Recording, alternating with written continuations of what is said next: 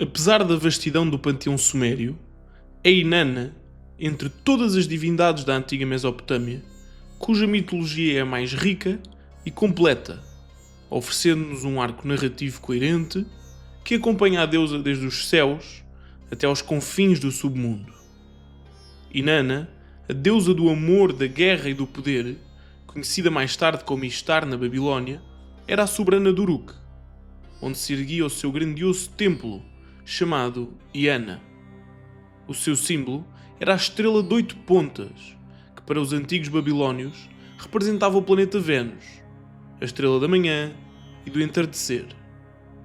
E embora possa parecer paradoxal, Inanna unia em si o amor e a destruição, a fertilidade e o conflito, o desejo e a justiça.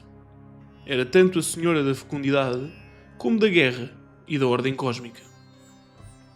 Porém, esta era diferente de outras deusas da fertilidade tradicionais, pois Inanna não era uma deusa maternal, não teve filhos e os seus templos eram servidos por prostitutos sagrados e sacerdotes de género ambíguo. Ela representava a força vital da criação e da atração carnal, mais do que o instinto de proteção maternal. Por isso, tal como Vênus, estaria associada ao amor, ao sexo, mas também às capacidades de criação, destruição e expansão de território. Mais tarde, já sob o nome de Ishtar, Inanna surge no épico de Gilgamesh. Iremos, obviamente, analisar este épico mais a fundo nos episódios dedicados a Gilgamesh e aos restantes reis lendários de Uruk. Mas por agora é importante demonstrar a dupla natureza de Inanna. É criadora e destruidora, amante e guerreira, senhora da vida e da morte. E isto está bem espelhado no épico, quando a deusa propõe casamento a Gilgamesh. E depois, Gilgamesh rejeita a deusa, lembrando-se dos destinos trágicos dos seus antigos amantes. E esta, tomada pela ira, liberta o touro celeste para castigar não só Gilgamesh, como o seu companheiro Enkidu, rei de Uruk na altura. Mas como já disse, este episódio será explorado mais detalhadamente quando abordarmos futuramente Gilgamesh e os reis lendários de Uruk. Por agora, fiquemo-nos com uma das primeiras narrativas de Inanna, na mitologia suméria.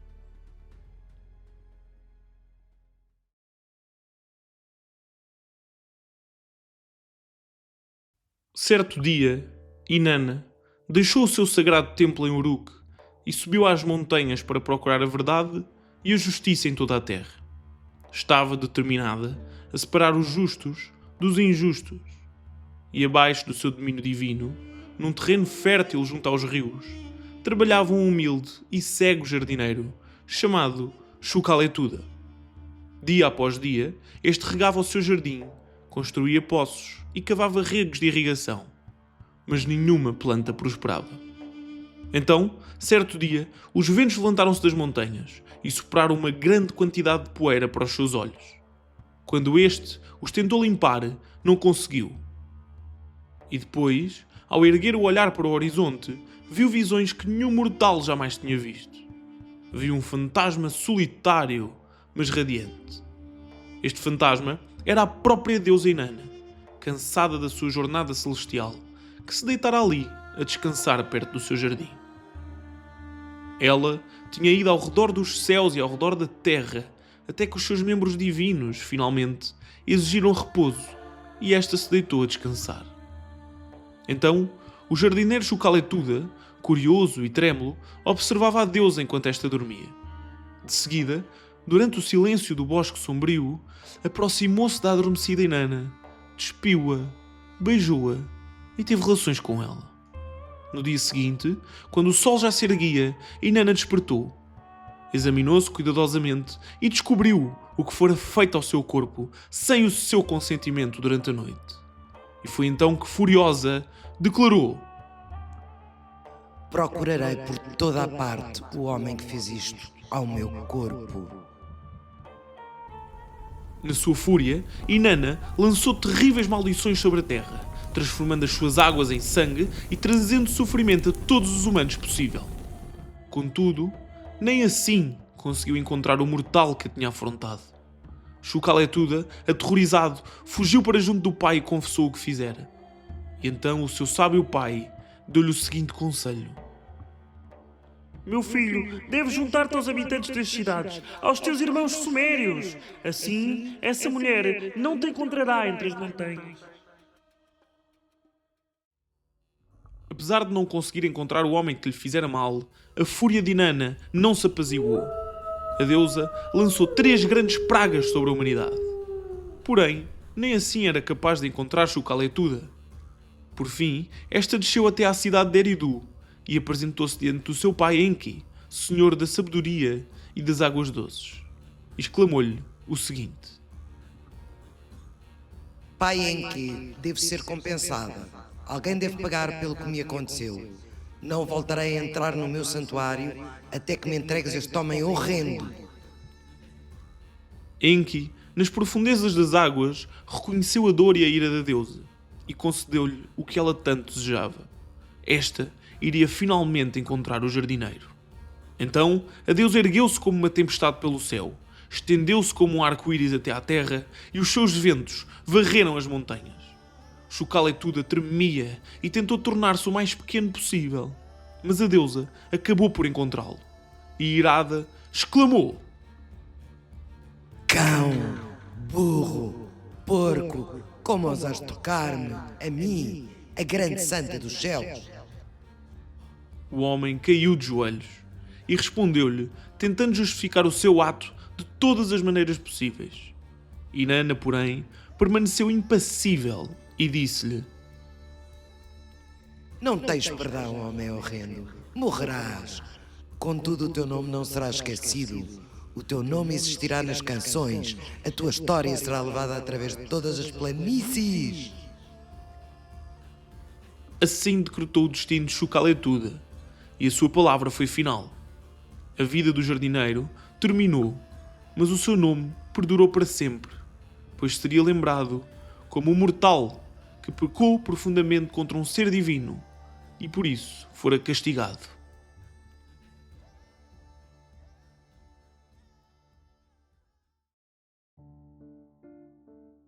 Depois do episódio com Chucaletuda, ainda nos dias em que os deuses caminhavam sobre a terra, Inanna, a brilhante senhora do céu, era cortejada por 2 pretendentes, Dumuzi do pastor e Enkidu, o lavrador. Ambos desejavam o seu amor e, através dela, o favor divino que determinaria o destino dos habitantes do Uruk. Dumuzid era o deus dos rebanhos, senhor das ovelhas, do leite, da manteiga e do queijo. Enkidu, por sua vez, era o guardião dos regos e canais, o deus das sementeiras e dos campos cultivados. E então, entre ambos, travou-se uma grande disputa. Ambos cortejavam e faziam promessas em troca da mão da rainha do céu. Inanna tinha agora que escolher um deles para ser seu futuro esposo.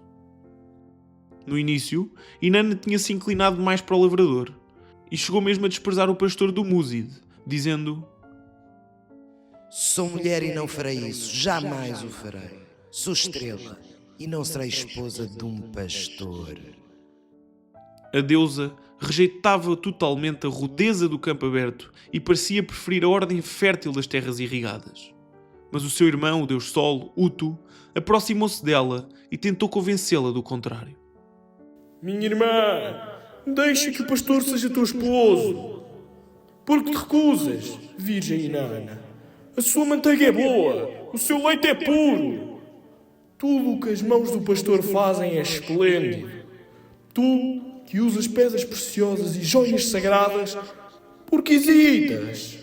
Ele partilhará contigo o seu melhor leite e a sua manteiga dourada. Inanna, deixa que Dumuzid seja teu esposo. Contudo, Inanna respondeu assim: O pastor não me desposará. Ele não me fará carregar as suas vestes de lã nova. Que o lavrador seja meu esposo, aquele que cultiva o linho colorido e o grão manchado de ouro. A deusa parecia decidida em levar apenas a inovação agrícola para Uruk. Mas Dumuzid, o pastor, não se deixou fragilizar pela deusa e levantou a voz diante de todos e proclamou: Enki é o lavrador superior a mim. Enkidu o homem dos canais? Em que é ele melhor que eu? Ele que me deu o seu manto negro e eu dar-lhe-ei a minha ovelha negra. Que me ofereça o seu manto branco e eu dar-lhe-ei a minha ovelha branca. Que me dê a sua melhor cerveja e eu darei o meu leite amarelo. Que me dê o seu pão e eu darei o meu queijo fresco. Que me dê os seus feijões e eu deixar-lhe-ei manteiga e leite em abundância. Dizei-me, em que é o lavrador superior ao pastor? Porém, o debate não terminaria em violência, pois quando o pastor, inflamado, se preparava para novas palavras, Enkidu, o lavrador, sorriu e respondeu-lhe com serenidade. Por que deveria eu competir contigo, pastor? Deixa que as tuas ovelhas comam a erva das margens do rio e que pastem nas restolhas dos meus campos. Deixa que bebam das águas do meu canal, o Surungal, e também que os teus cordeiros saciem nas terras do Uruk. Dumuzid, surpreendido pela bondade do lavrador, riu e respondeu. Que bom ouvir-te afinal. Enkimdu, serás então contado entre os meus amigos para sempre. Desta forma terminou o debate entre o pastor e o lavrador. Não terminou em ira, mas em concórdia. Ambos acabaram por reconhecer o valor um do outro, o campo e o rebanho, o pão e o leite, o trabalho da terra e o dom dos animais. Obviamente que esta história é simbólica e era a metáfora perfeita para a tensão que a própria cidade de Uruk vivia naquela altura. Na verdade, quase todo o sul da Mesopotâmia começava a estar envolto neste conflito, porque, à medida que o sul ficava mais seco, as cidades começaram a formar-se perto dos rios, onde ainda havia água. Mas fora dessas cidades, o deserto continuava, na verdade, a ser usado para criar ovelhas e cabras. E era lá que viviam os nómadas, que continuavam a viajar de um lugar para o outro, como antigamente. Assim, os pastores eram vistos como rudes e antiquados, enquanto que os agricultores, que viviam nos centros urbanos, eram o símbolo da modernidade na altura. Porém, como se sabe, tanto os pastores como os agricultores dependiam uns dos outros. Os pastores concediam carne, leite e lã, e os agricultores davam o grão de que todos precisavam para sobreviver. Mas, como nos diz Susan Wise Bauer no seu livro The History of the Ancient World, esta relação entre ambos, apesar de necessária, fazia pairar uma grande tensão no ar. A necessidade mútua não gerava respeito mútuo. Os citadinos gozavam com os pastores rústicos e mal lavados, e os pastores, por sua vez, troçavam dos habitantes das cidades que consideravam efeminados e decadentes.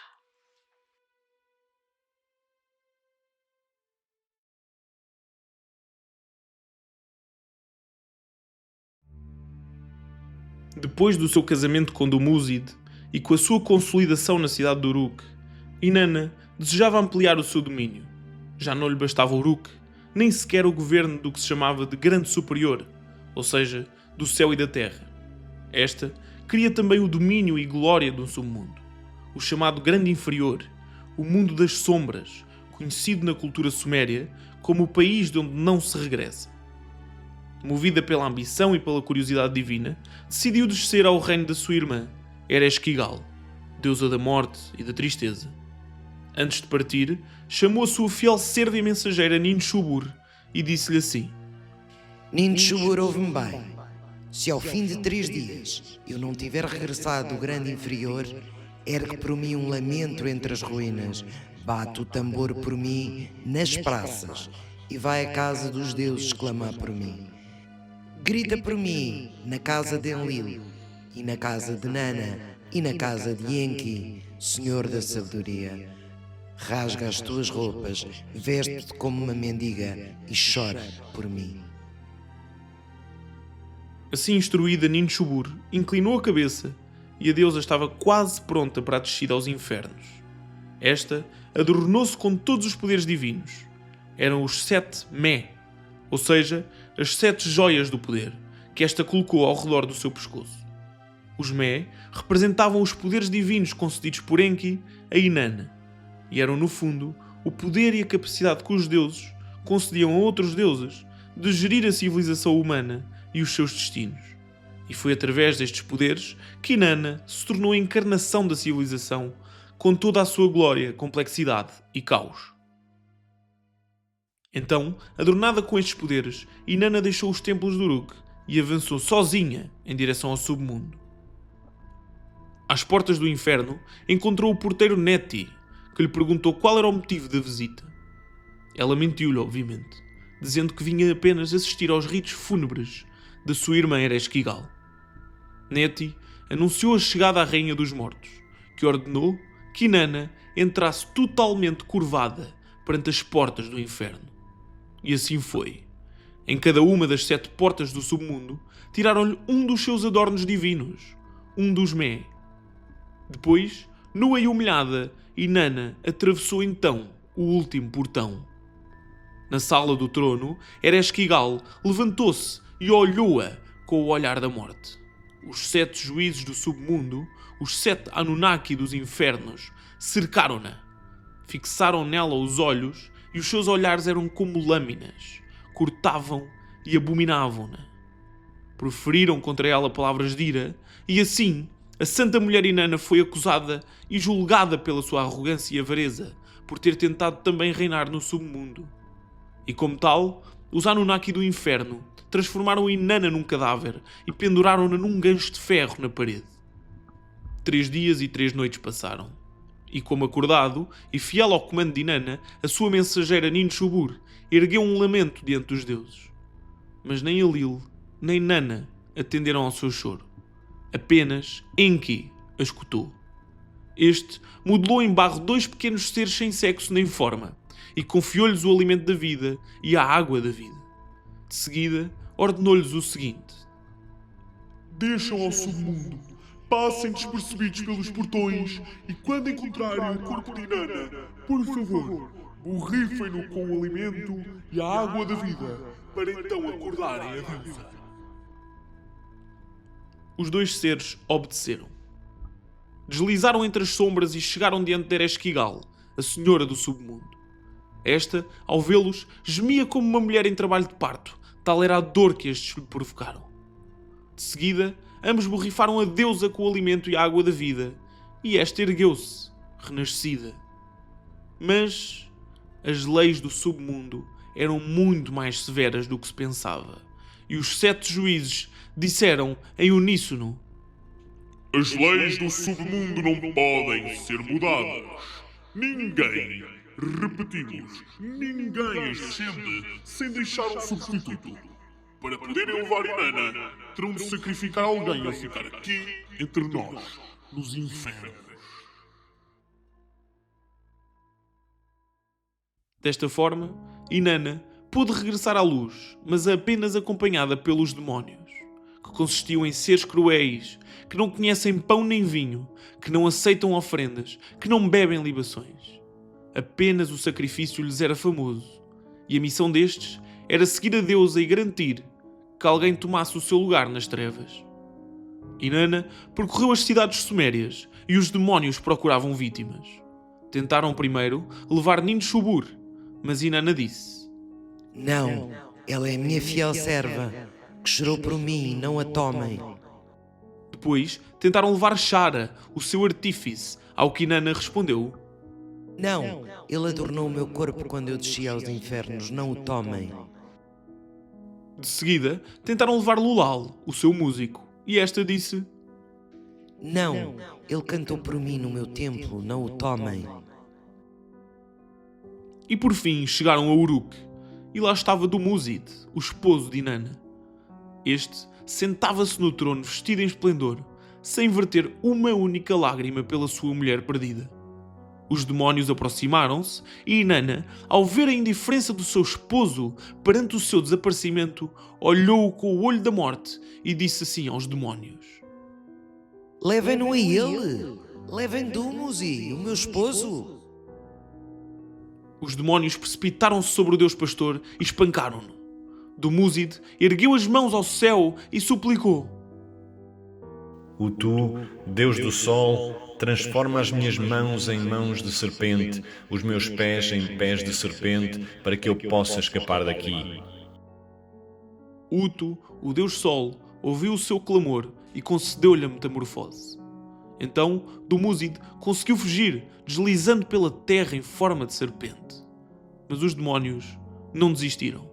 Perseguiram-no, capturaram-no de novo e arrastaram-no para o mundo inferior.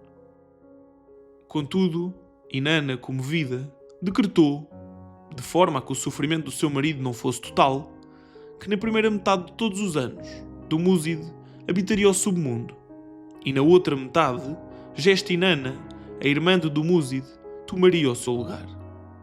E é por aqui, obviamente, que se vê o simbolismo desta história, pois daqui seria ordenado o ciclo das estações do ano, e foi desta forma que se fixou mais uma lei divina. A partir deste dia, sempre que Dumuzid desce aos infernos, a terra torna-se árida e silenciosa. E quando regressa à terra, à luz, os campos florescem e a vida renasce. E eis o ciclo eterno das estações do ano, personificados nesta brilhante e comovente história dos infernos e de Inanna.